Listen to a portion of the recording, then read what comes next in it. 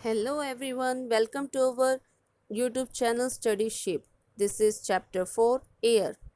In our last video we were discussing about the climate, weather, temperature and air pressure. But in this video we will discussing about winds. So let's start. What is wind? The moving of air is known as wind. Air moves constantly. This movement of air from one place to another is called wind, and it moves in different directions and in different places. It moves differently, so it is called with different names. These are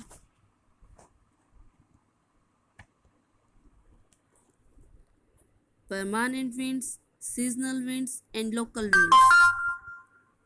Coming to the first one, permanent winds. As name suggests, permanent winds are which are permanent here. All the winds which are present permanently whole across the year are also known as permanent winds. These are mostly three types of wind: trade winds and polar winds. Coming to the next one, seasonal winds. These are present, as name suggests, only during the particular season. Let's take monsoon winds. Only during the monsoon season, only you can get these winds.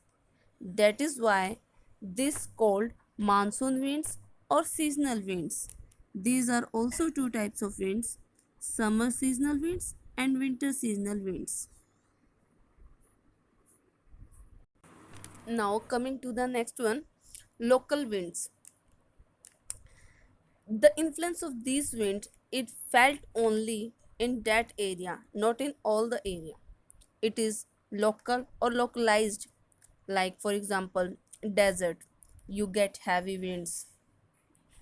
Not all the places of the state and country. So like this wind can be characterized. These are sea, land breeze, mountains and valley breeze. Now discuss once again.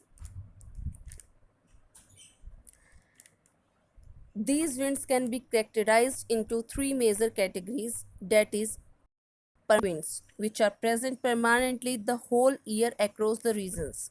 Second one is seasonal winds, only during the particular season, that is this. And third one is local wind.